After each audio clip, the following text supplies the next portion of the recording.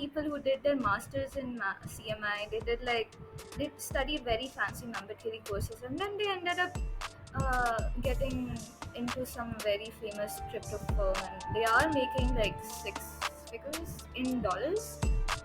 My brother, he one time went through my math notes just for fun, and he was quite shocked to see the lack of numbers there was.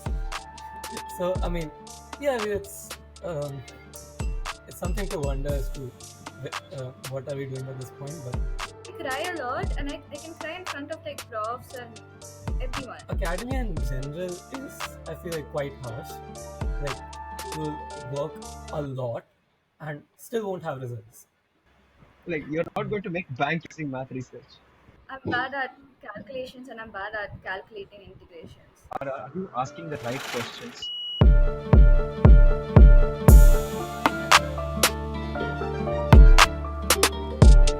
At school times, one of the most polarizing subjects is believed to be math. People either like the subject or hate the subject. A common question asked in math classes is when will I ever use it later? That is the question we will precisely try to ask to three people who have decided to do maths for majority of their life. With me, we have Pranath, Mohak, and Sunaina, who are three math and CF majors at Chennai Mathematical Institute. So, to get the ball rolling, when did you first realize you wanted to become a mathematician, and what drew you to this branch initially? I'd say like after, I guess, like my 10th board exams or sometime around that, I kind of like had quite a bit of interest in maths already by then, but I wasn't sure like if I really want to go into research or not, because like at the end it did feel very unsafe to just like, okay, I mean, even my parents only knew about two standard options, JE and NEET, and yeah, so JE was the go-to thing as always. And since even I wasn't sure of what my options are at all, I just followed along. And as I was doing that, like as 90% of people's experience, it was painful. And uh, during that, like I realized that I like maths enough to just want to do that my whole life as perhaps a source of income and just do research in it. And so once I have made up my mind, so this was almost a year had went by. So then I left that and just start. Then I looked up institutions for research and CMI ISI, the best ones that came up. And yeah, so I started preparing for those, and yeah, here we are. Yeah, so Pranath, So yeah, before COVID came, I was very unorganized, doing a lot of random things, playing sports, maybe studying. But yeah, once COVID came, once school turned online, I had way too much free time on my hands. So just got to Google and said, what can I do? One of the results was a platform called edX. It was something like MIT OpenCourseware. So I thought, okay, let's study physics. It seems cool. Why not? And then one of the prerequisites for physics was calculus, obviously. So I decided to study that first. And then turns out, you know what, I like maths more. Let's not study physics. And then I continued down that path, spending most of my 10th grade time in, further maths than the high school stuff. And then I finally got to a point when my parents asked, "What do you want to do in life?" So I said, "I want to do math." They too had no idea what math was. At least my grandfather did. He was an academic anyway. So they got in contact with some other profs um, in a university who suggested ISI and CMI. So I decided, okay, let's check this out. Let's prepare for it, and I went down that path. My both parents were mathematicians, so are mathematicians. So I was introduced to mathematics since like a very young age. But so since like seventh, eighth grade, I've been doing Olympiad maths, and basically, well, if anybody used to ask me that what do you want to do when you want to grow, like after you grow up, and like, what do you want to become? Since fifth grade, I've been saying mathematician, but I actually got serious about maths in like 11th grade when I started reading Burton's elementary number theory book. Uh, I really liked the higher math and the very theoretical, like how deep it was. And then I just said my parents that I want to pursue math, and my parents were very relieved because they didn't want me to do JE or physics or anything else. So, Okay. Uh, I'll ask this to Sunaina. Sunaina, your parents are career mathematicians. Did this cause you to have a different math education in comparison to other kids your age? Also, does this put some amount of pressure on you in some way? oh, but actually, till like seventh grade, my father basically taught me math, and my father taught me math in a way different way than it's taught in school. Like he let me explore things on my own. He let me discover theorems by myself, and it was a way different. Like it, he taught me in a way different manner, and it was very original. And did I have some kind of expectation and pressure? A lot. Like even now, so my mom works in complex analysis. So I had my complex analysis course like last semester, and I showed her my all my papers, and she was like, "Yeah, this is trivial. This is everything you should have done and all." So they have like having mathematician parents like does like it gives you some sort of pressure, but yeah, there are pros and cons to everything. Uh, Another question could be that, okay, uh, is there a difference in what people believe mathematics students study and what people actually study? Means I personally know the answer to the question, but I mean, something actually similar to. So, my brother, he one time went through my math notes just for fun, and he was quite shocked to see the lack of numbers there was.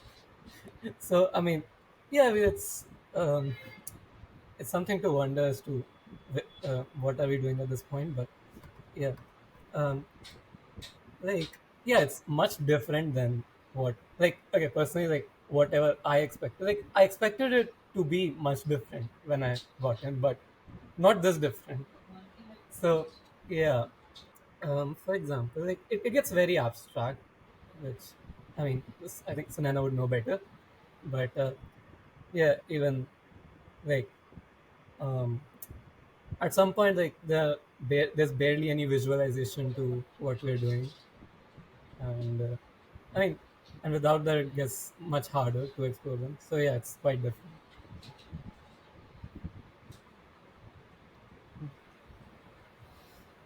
And like also it depends on the age group. If I'm talking to a 5 year old and like I say I'm a math undergraduate, they assume that I'm like very good at calculations. And but if I'm talking to like a 12th grade kid and I say that I'm good at I do I'm majoring in math, they assume that I'm very good at integrations. And sadly, the answer to both of them is like I'm not. I'm bad at calculations and I'm bad at calculating integrations. Yeah, I think the integration B was enough of an example. Yeah, Uh, I should definitely work on my integration. in defense of the integration, be the question for good. Uh, I mean, yeah, I agree. But okay, another sidetrack. Yeah. Pranath, Yeah, I mean, the moment I come back for vacations here, my friends just mock me as in, oh, do you just study a square plus b square equal to c square every day? But they're they're they're kind of on the right track. Yeah, it's very abstract at one point. You don't like you expect maths to come in where you don't even think maths would come in if you were in seventh grade. Like what I'm looking at a sphere and you're telling me that there's something mathy going on. It's like no. But yeah, that's what college level maths will do. It'll bring in maths to things where you don't expect it to be. It'll remove your uh, initially you start out with a relatable example, as in just planar geometry, and then you just suddenly abstract it to n-dimensional objects, and that's where research math takes over. That's where the jump is. Pranath, because we talked about spheres, you decided to do the entire topology course with the second years while being a first year. You gave a talk on set theory. How do you develop the prereqs to do these topics while keeping up with your normal coursework? So I was partially lucky in my second sem because two courses did not require attention. Uh, Apart from that, like yeah, the courses were meant to be in the second sem, so you study uh, with a proper schedule, and I don't think it's going to be much of a burden. Plus, I thought like let's why not study. So set theory, on the other hand, I developed an interest last semester by talking to a couple of seniors, and eventually I did a project under a professor, and that I read about the topic that I gave talk about during the winter break, and thought, okay, this is relatable enough to uh, most CMI students, so why not? And plus, the winter I had nothing to do over the winter break because I was just a first sem. I was just a first sem student. So apart from that, for as far as the topology matter, like yeah, I attended classes because the initial part was just set theory, and I was comfortable enough with set theory. And then the professor gradually increased my interest in intuitively understanding what the notion of topology is, neighborhoods and whatnot. Yeah, and then it felt like okay, this is taking this, and I didn't credit it because I thought at one point I'll have to drop it because it will get too stressful with the other courses. But thankfully, it did not. It went at a smooth pace, as I'm happy with it. Um, yeah, and then like as my interest grew in topology, I reduced studying for the other subjects, but thankfully that was not too much of a burden. Yeah, I don't think I can add to that. Uh, okay. One thing which can be said about all three of you is that all three of you are like the textbook definition of a smart person. Uh, but then the question becomes, how smart does someone actually need to be in math?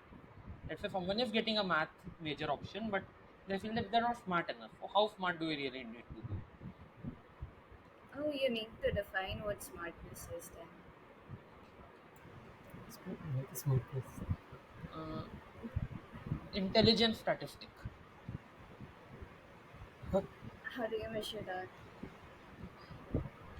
Okay, people feel that they're not smart. People feel that they're smart. Okay. So how smart? Huh. Like, So test scores are not a good metric. I mean, at least in 10th, 11th, and 12th. I mean, to some extent, yeah, but otherwise, absolutely not. I think if you want to measure if you do well in math or not while you're in high school, you should really focus on are you asking the right questions? Of course, your 12th standard questions are borderline nonsense. Uh, yeah, it really matters. Are you questioning what you're learning there? Like, can you think of it to a different level? Sure, you're saying say x square is a function from R to R, but can you think of it in another way? Like, what is it? Can you just have any space and you can do something on it that acts like a squaring operation? If you can ask these kind of questions, then yeah, I think you will find maths interesting. basically, if you can ask questions which your teacher will tell you not to ask, Yeah, yeah, they won't answer it, but yeah. Um, like, I think we're too young to answer this question, but like, I, most of the profs at least have told me that smartness really does not help. Like, gifted talent or smartness or similar words, they don't help you that much in mathematics. Like in undergraduate and after in the research uh, at all. Like it's all about asking the right questions, being curious, and working very hard. Like so, if you think you're not that smart compared to your peers, it will not matter that much. It's what matters is the amount of hard work you put in and the amount of questions you ask and the amount of curiosity you have. So don't be demotivated. Okay. Yeah, right. I mean, I think it's more about the how much interested you are than about how smart you are. Like, I mean, sure, it can play some role. Like, it can make things slightly easier for you. But if you're like not willing to think of the questions in the first place, then like no matter how smart you are, it's not gonna do anything. So if you're ready to ask those questions and stick to them until you get the answer, then yeah, I think you can pursue math. Uh, Sunaina, you can refuse to answer this one. In 2022, you had written a blog post where there was a line, and I quote verbatim: I think it's better to not try Olympiads in 12th anymore. And again, I quote verbatim: I have realized that hard work to some extent helps you, but in the end, you really have to be smart, bracket open, not dumb like me, bracket close.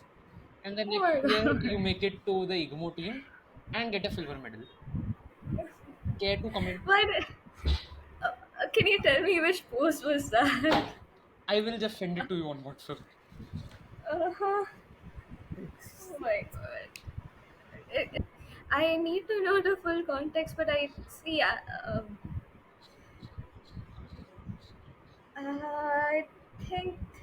think I was probably talking about qualifying.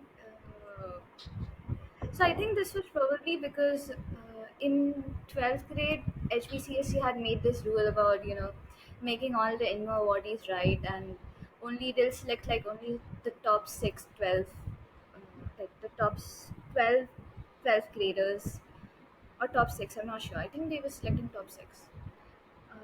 Yeah, top 6. And so it was extremely hard. Like, so I was fully demotivated and also I think if I think it's much better to focus on the. Oh my god, this is controversial. Like, yes, I think it's much better to take the blog post I write as a with a grain of salt. Like, don't take it seriously, but do whatever you do, but make sure like statistically qualifying for INMO in 12th grade is way harder than getting into CMI through a normal entrance exam. At least that's what I think. Okay. Yes. And making EGMO team and getting silver, that's not that relevant. I have no idea how that happened. But yes. Okay. Now that we are on the topic of Olympiads, in school and JEE and Olympiads, math is normally taught as a problem solving subject. There are tricks and shortcuts and patterns and formulas. But even in my experience, like higher math is a different ballgame to some extent. So, what are some changes you guys feel between exam math and real math? And is it true that people who succeed in the former tend to do well in the latter as well?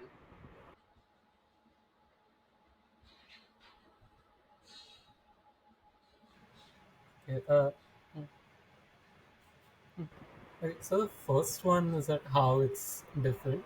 I suppose one thing is that whenever you have like okay, uh, you don't necessarily here look for shortcuts, but like instead we try to look for the like if we are given a problem, instead of like just trying to do it quickly or something like that, we try to look for the most natural way to think about it, right? We like naturally eliminate some cases, think why some things would work, some things would not work, and once we are at a solution, we try to extend it. We see what the limits of this solution are. Like if I like instead of a metric space, I took a general topology, does it still hold, and things like that. And yeah, so it's like much lesser about just looking for shortcuts to solve a problem. Yeah, and what was the second part?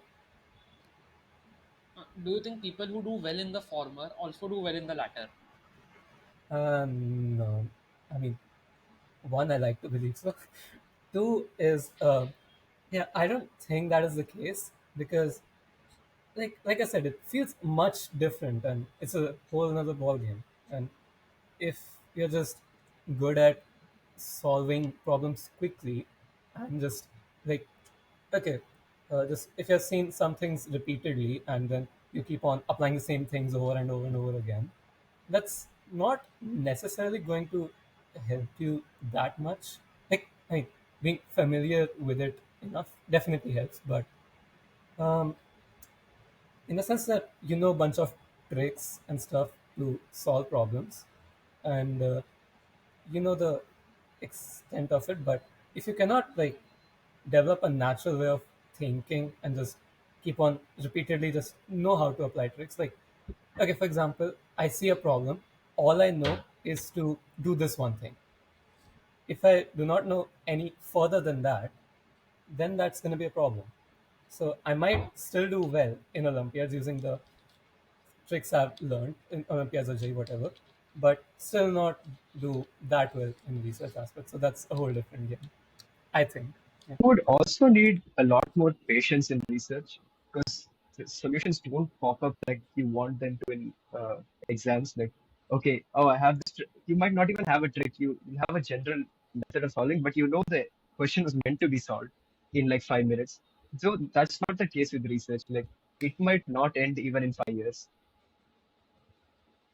So, people who do well in exams before college, well, it'll help. Like, it'll definitely help. Just knowing a couple of tricks to manipulate small calculations. But it does not at all imply that you'll do good in research. And like research problem, I think the main difference is that in Olympiads, J and exams in general, you know that the problem is solved. Research is way different.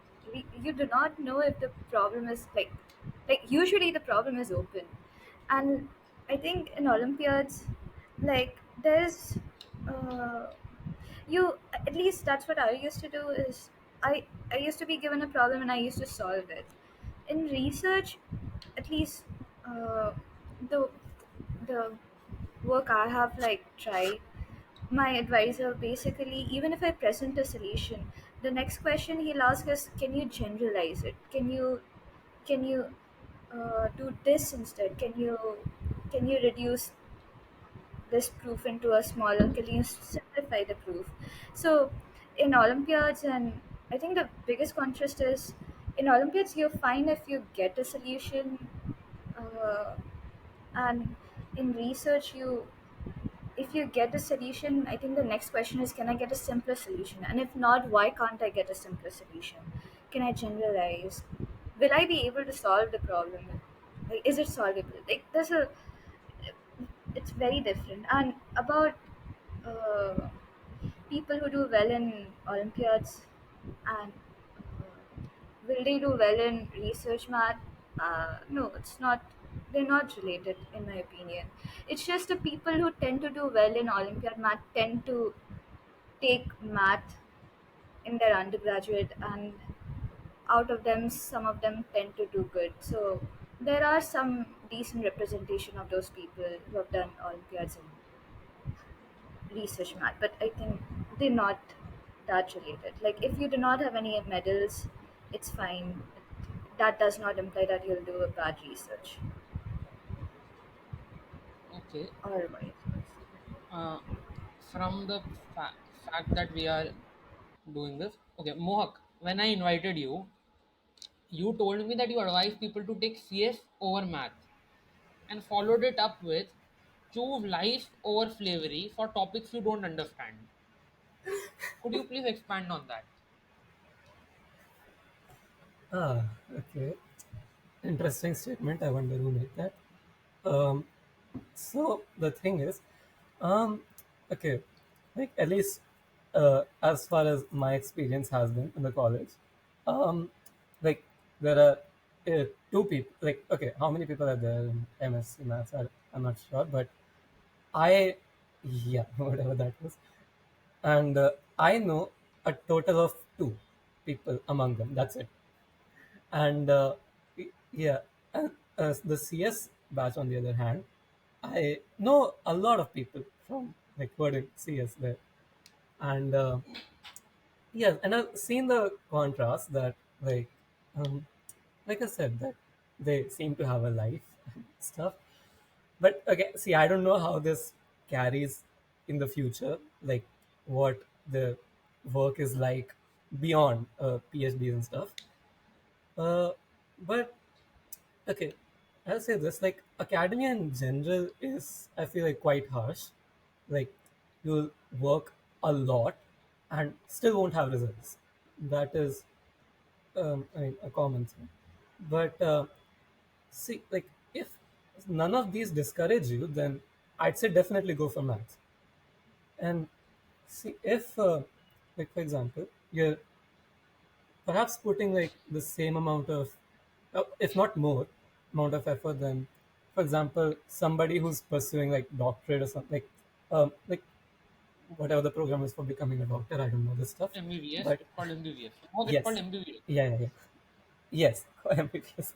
So yeah, perhaps like you might do the same amount of work, if not more. I'm not sure how much work there is in MBBS. I know a lot, but yeah, and but they will get rewarded eventually for it.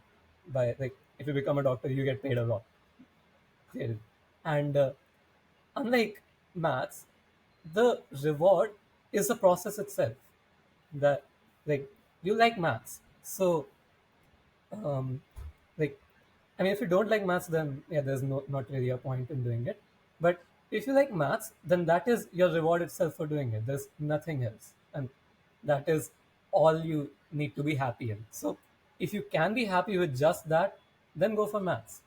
But if you like sort of, if I mean, if you're already in academia and it's somewhat discouraging, and understandably so, um, then I would say that, like, I mean, okay, like, think a lot before pursuing maths. That's it. I'm not saying just go for CS straight away, but like, yeah, definitely, um, it's it's a like, I mean, don't take it impulsively. Like, you, okay, like for example, I used to think like one of the main reasons I wanted to go for maths is, um, I don't like CS much, which is not a good reason.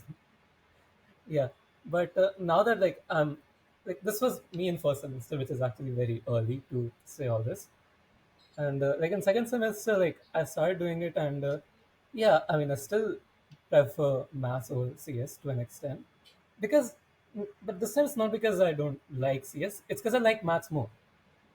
So that should be your reason rather than just I don't want CS, so I take maths. So yeah, that's all there is to it. I'll point out, Pranath, you're good at math, you are good at Yeah. chess, you're good at martial arts, you're fit, you are chill, and in general, there are people who have called you everyone's best friend. How do you manage to be good at so many things? And when you start something new, if there are pressure to be good at it, because you're good at everything else.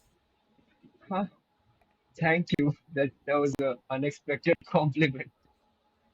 Uh, no, there is not a pressure to be good at it as soon as you started, but I would expect to be decent at it after a given amount of time. Uh, like yeah, I decided to play the piano at like around sixth grade or whatever, and I did pressure myself into being good after like 1 year. That did not go well. I stopped playing the piano. Don't do that. Okay. Uh, and the one of the last related questions I have, again going through your blog, you seem to have a lot of negative self-talk at least till 2024. What changed and what's your advice for people going through the same? Sunaina ji. Go to a therapist, psychiatrist. um, but also like my blog is filled up with um, I think I'm very comfortable expressing my emotions publicly. Like, I think it's also well known in CMI that I cry a lot, and I can cry in front of like profs and everyone. Like, so that's why my blog is like filled up with a lot of negative emotions because I am feeling those emotions, and when I tend to feel those emotions, I tend to write it somewhere. And back then, I was very used to just posting my emotions because those were I thought if I'm going through those emotions because of I think those were mainly because of some, in because of Olympiads, and I was stressed if I would be able to make the team. Or I think I used to feel a lot of emotions before EGMO also. Like I was very stressed, so I used to. So I felt that if I'm going through those emotions, I assume there will be someone else who will be going through those emotions, and if that person is writing, if that person is reading my blog, then they might feel okay. I'm not the only one who's going through. There are other people, and at least, uh, yeah. So what happened next? I still feel those emotions a bit less, but yes, I think those were mainly because of Olympiads and my first 2 semesters, first 3 semesters. After that, I started basically not caring about anything, and my core courses have gotten over, so I'm doing what I really really love. So hopefully, I won't be writing any more negative posts. And I got a lot of scoldings from my parents also. So a mixture of all of those things. I should write more posts. I should delete some of them. अरे But yes, one minute. You should, if you are feeling sad, do consider opening up to people and go to therapist. That's it. Okay, coming back to the normaler questions, and these are all open to the panel. Uh, if someone is considering math primarily for money or job security, what would you tell them? Consider data science. yes. No, As in math I mean, research for money, I think no. As I, as like if they're considering math research for money, I think they should know at that point. That's not going to work. Like you're not going to make bank using math research. reminds me of a quote you said. Pranath, don't you also have a T-shirt saying that I'm going to make a bank using set theory? He should wear that t-shirt. Not Yeah. mine. It's a CMI, unfortunately. Uh, Yeah, No, but I will make bank just to prove it, Okay. hear my bank just not using such theory. and then claim it using that theory. Yes, perfect. just say everything is made up of set theory. Yeah, no, It's it's the answer. things people do to cope. However, I know people who have actually studied like very fancy number theory, and it ends up so back then, like even now, I think crypto is very famous. But I know of people who did their masters in CMI. They studied very fancy number theory courses, and then they ended up getting into some very famous crypto firm, and they are making like 6 figures in dollars, and it's work from home, so you can make money in math, like, but it's very selective areas. Like I know another person who did his PhD in algebraic geometry, and now they shifted to a bit of like CSC, like computational algebraic geometry, and now they're earning like good money. So there is money in maths, but you have to like see which area, and there's very low probability of getting those jobs. It's if your sole aim is to earn money, then doing like data science or machine learning or something which is more famous right now, you should do that instead. Have any of you regretted not choosing a more popular branch slash field? Why or why not? No, because absolutely not. Because I had imagined something how it would be as an undergraduate studying math, and it's exactly how I wanted it to be. So I have absolutely no regrets. I mean, for me, I mean, it is similar to what I thought, but to to a to like more extreme, I guess. But um, I mean, I sometimes like have given it a thought, like, would I have done, like, would it have been better if I just continued with J or something like that? But it really depends on you. Like, if you like, what do you value more? Like, are you fine with like if you have a strong interest in maths, but even even beside like and despite of that you're still fine with going with J so that just you can like or other things so that you can like have like job security and monies and whatever financial necessity things you want. Yeah. So if that is worth more than your passion for maths, then yeah, I mean that's really up to you. But for me, my passion for maths beats all the other things. So yeah, I don't regret my decision as of yet. I don't regret for now, but I'm pretty sure once I'll grow up and the funding situation will be coming, then usually during the funding situation, the areas which are more popular they tend to get more money, and I think my area would not be getting more money, and so then I'll be probably regretting. I should have just taken a popular area so that I could get more grants to travel and so on and attend conferences. But I'm not regretting as of now. I'll answer this question 10 years later if I am alive. Okay. If you had to convince a 12-year-old why math matters, pure math matters, what would you say? I'm not sure what matters to a 12-year-old. What does he care about life?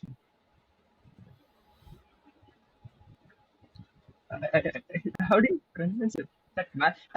Maybe you can convince him that he can take an interest in math by relating to some things like that he might have done, but I don't think you can convince that something matters to him.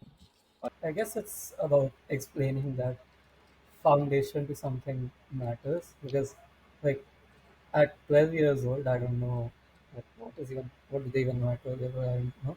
But so like they have like at even school level we have certain ideas like certain things have been taught and most of it is just intuitive like you haven't built anything from the ground up as you normally do in research maths. So pure maths is like one part of it is at least like building strong foundations. Like foundational mathematics is a part of it. So um, yeah, but I'm not sure how you'd explain it to a rule that strong foundations are important. But yeah, I suppose you can go in that direction. I mean, I think one thing. So, I think when I was 12, my father was teaching me. My father made sure, like, uh, okay. So what I will do is like, I won't tell them that pure math is important, but I'll tell them that whatever you're learning, make sure your fundamentals are fully clear in it. So even if they are learning physics, theoretical physics, or chemistry, just don't like just learn it for the sake of learning it. Learn it because it's fun. I don't think it answers your question at all. Okay. And the final question which I have in the question area is if someone is considering taking math, what should they watch, read, or try before deciding for certain?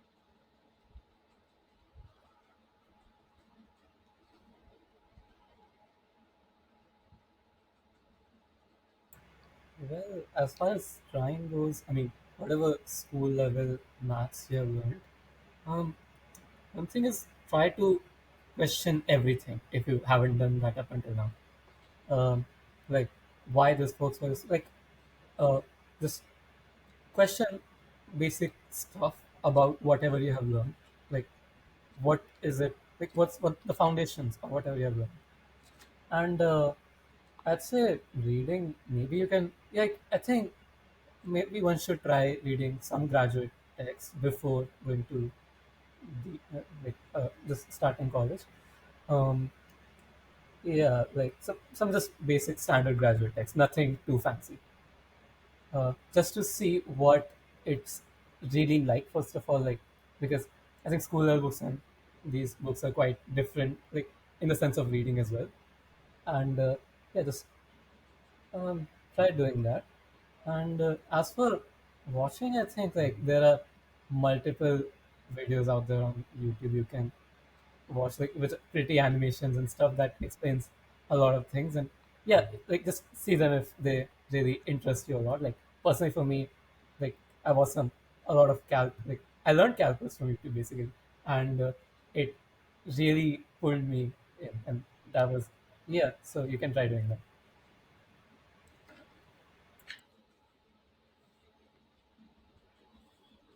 You can you can You take a should look. Oh, go ahead. uh, you can take a look at this one YouTube channel that's titled "Struggling Grad Student." That was a nice video. I mean, his channel is good. You can take a look at that before joining math.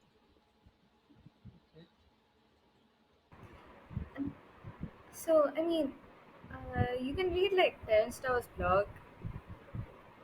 I think it's called What's New. Like, the math part is might be a bit not accessible to high schoolers, but like he has like decent like advices for undergraduates and incoming freshmen and all. People can read that and see uh, if undergraduate math is something they want to learn. And yeah, definitely go through like three blue, one brown, or number favorites.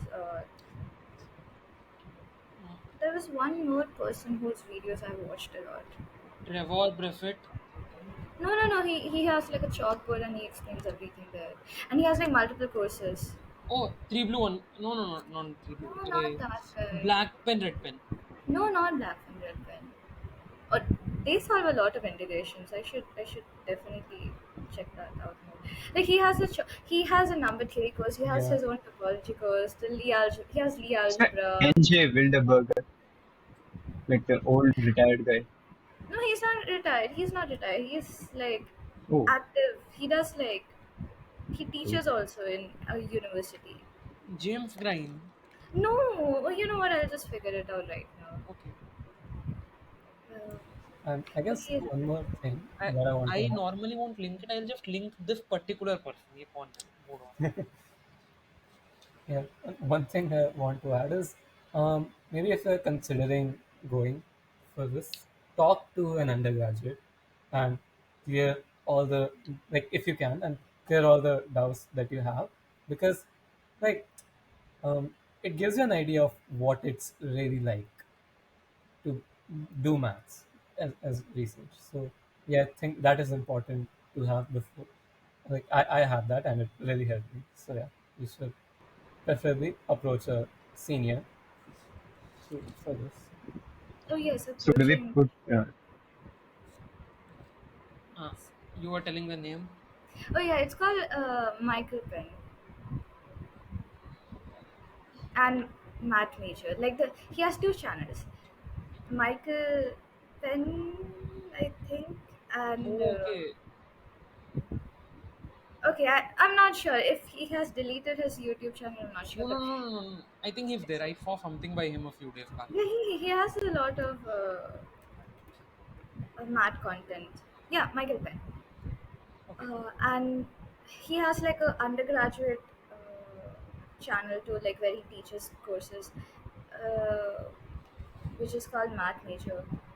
And oh yes, talking to people who are already there in the university you are planning to join is an absolute. It's something which everybody should do because there are something which the university does not mention in their website, but the students will end up telling you.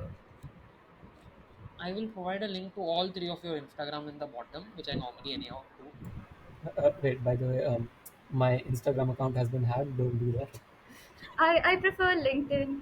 Okay, okay. I'll put LinkedIn. Just message these three people. Yeah, don't put my Instagram account, but yeah, Hey, your got hacked. Okay. yeah. I don't open my Insta. So. Okay. Yeah, Finally, I'll give you something it's okay. like to Finally, add. Hmm. rapid fire: coffee or tea? None. Tea. Coffee. None. Don't have it. I Okay. mean, if that is an option, yeah, none. Yeah, But that is a tea. better option, but yeah, Okay. Watching sports or watching web series? Sports. Series. web series, Okay. Favorite food? pizza. Uh, uh, masala dosa. Cornflakes and milk. It's a staple. Oh, rice. I can have rice every single day. Yeah, rice with anything. Sure. Okay. One completely unexpected job someone in mathematics could be doing. Sure. Taxi Oh, driver. no, that is possible. I know someone, so a friend of mine goes to a university whose AG prof is actually into alcohol business. Like, he brews alcohol. No, That that's What? is not very unexpected, unexpected. Sunaina. That's not Yeah, unexpected. But okay. that is still more unexpected than the answers which the physics and the electrical panel gave. The physics people told that I think musician is very unexpected. No, that's fair. No, No, no, no. But That's I think almost that goes everybody on there. who does STEM has like a plays violin or They, piano okay, Vedant or was on guitar. At that some panel, point. and Vedant himself plays piano. yeah. He plays instruments. The electrical panel told art and painting or something, which is very weird because another person on that panel was into painting. Yeah, But, yeah, So these are yeah, like common hobbies. People do it. yeah. So, worst advice you guys ever got during picking a college or counseling or whatever? I didn't get any advice. I don't know. I don't think I got any Um, advice. worst I advice. think Don't. I No, go on. go ahead, go ahead, go ahead, go ahead. I, I think worst advice was don't even consider CMI. It's not. Somebody did advise me that for some reason, but yeah, I mean, a lot of people just look at placements and stuff and decide from there, which is why would you do that? But, yeah, Oh yeah. I mean, I think I did get a question like, oh, why are you going to Chennai to do a BSc right before joining CMI? yeah. Oh, that Yeah. reminds me. Like, yeah, I did get question. Like, I mean, when I tell people that I'm doing BSc maths from here, and absolutely nobody knows about CMI. So, like, when they ask me, and then like their first response is like the first assumption is that I did not clear J for some reason, and yeah, which is weird and kind of sad. Yeah. A lot of my parents' friends were saying me to join like bigger institutes, not because the education there is like better than CMI, but because uh, I should be undergraduate happens usually once. It's like a once in a lifetime experience. So I should explore clubs and all, like make new hobbies and. But it wasn't a bad advice. I think CMI should be having more clubs. I think I'm too old now. So. I think we need a social life. Yeah. Uh, One math concept that blew your mind when you first learned it. Hilbert null didn't such proof. Could you just repeat that a bit louder? Oh, I said, so in algebra 3 rings and field theory, you guys will be learning, seeing Hilbert's null stellenza and that thinker proof. It really blew my mind. But I think Professor City did a really good job in explaining the proof too. Yeah, anyways, go ahead. Um, I think I think the compactness, Hausdorffness, whatever, the duality of them, that was nice. That was unexpected. I mean, no, but he was building intuition, but it was nice. It was something that took me by a little shock. I mean, I'm trying to think. like I mean that is the case with almost like at some point or the other every course. But I'm trying to think which blew my mind the most, and I guess some like probably I guess somewhere in analysis. Um, I mean I can't point to anything specific at the time, but yeah, yeah, and analysis in general like blew my mind that like with whatever we know like and it's how should I put this? Um, yeah, like um, yeah, I mean in group theory, for example, like it, what blew my mind was that like the structure like at first did not offer much.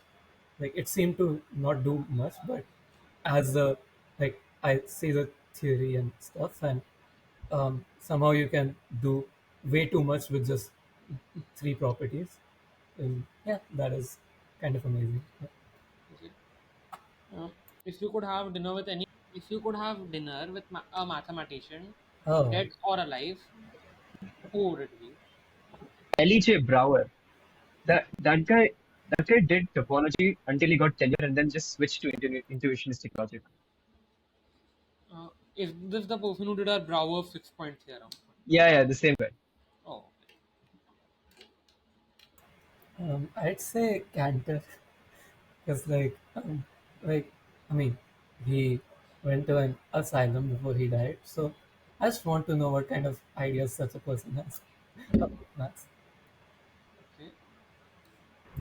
Mm, I mean, there are a lot of mathematicians. Maybe Fermat. I just want to ask him, did he actually bluff or did he actually have like a proof for Fermat's last theorem? That's the question I want to ask him. I don't care if I have a dinner. No, wait. I would love to have a dinner with him, but I would love to have the answer to that question. What if he writes on the tissue paper that this paper is too small? No, but I just want him to. It's fine. We'll figure that out when we have dinner. Okay. Most overhyped topic in mathematics.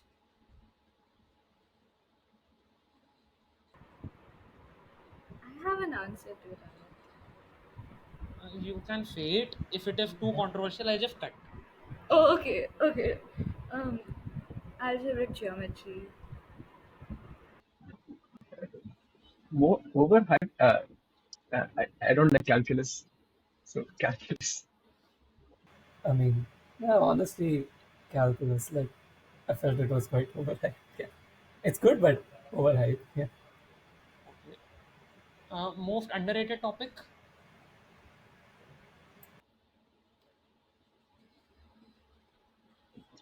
Discrete stuff. I Set don't know if it's theory. underrated. Yes, yes. I no, mean, no, set set theory theory. deserves a bit more Yeah, recognition, yes. yeah, I agree. Set theory is underrated. Okay. If math didn't exist, what would you be doing? I mean, probably physics, but I guess physics would not exist either. Uh, I would like to have gone to sports. I don't know. I don't think it would happen, but yeah. Something in academia, but if not yeah. in academia, then maybe I'll try to do art Hmm. or Yeah, dance. I mean, if not academy, I'd probably like make a YouTube channel or something like that. Oh, Yeah. yes, yes, yes, yes. That is Like you something I would have, like to do. Mohak, you literally have that Minecraft anime YouTuber face. No, no, I don't. No, you have. We don't talk about that. Okay. Okay. Favorite theorem?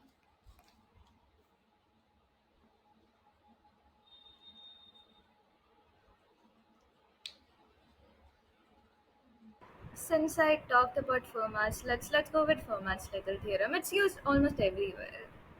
I don't know. I genuinely don't know. Can't name a favorite for some reason. Same, obviously. Um,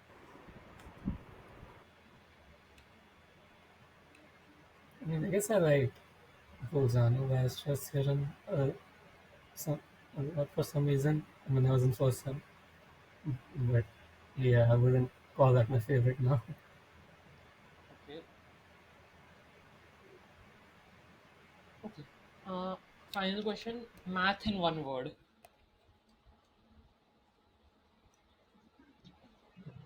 Um, Math. Arey.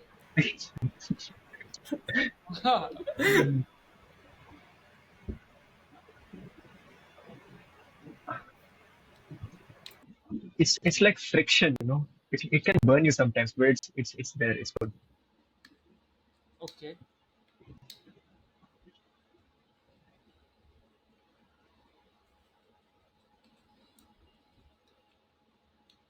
Uh, Didi. Hard. Okay. Any final piece of advice you would like to give people who are deciding between choosing math or choosing any other field in this year's counseling? Oh, um, I think undergraduate mates like don't go. So you can do whatever you want in undergraduate. You still have time. You can always switch your major or interest after your undergraduate. So I think what you should do in undergraduate is uh, explore as much as you can. If you think you have guilty say chosen the wrong field, you still have time. You can shift in graduate school. That's okay. Just make sure uh, you like the thing you're studying, and don't just go after money, because if you're going after money, then there will be things you won't like Yeah. in the areas you're choosing. Don't don't let people bully you your choices. Like, yeah, I mean, it's your choice. Do not let others influence you much. Hmm. Yeah, I would say that. Yeah, I mean, don't let others influence you much. In the sense that, um, like, I mean, I felt that with me in first sem that I would sometimes compare myself a bit to the rest, which is, I mean, not a good thing to do, but like it just happens sometimes by itself. So it can lead to self doubts. It can lead to like, I mean, even if I want to do math, am I even good enough to do it? Questions like that, and that is very normal and natural to have. So just on the basis of that, do not decide whether you like something or don't like something. Like liking something and being able to perform good at it, they're two very different things. Your uh, your priority is just do the best you can, and if you want, put in more time to the things you like. But yeah, do not get discouraged by such thoughts. Like, it's easier said than done, but yeah, try to be just stable and do the best, and don't overthink much about it. Okay. Uh, Thank you all for being here and sharing your thoughts.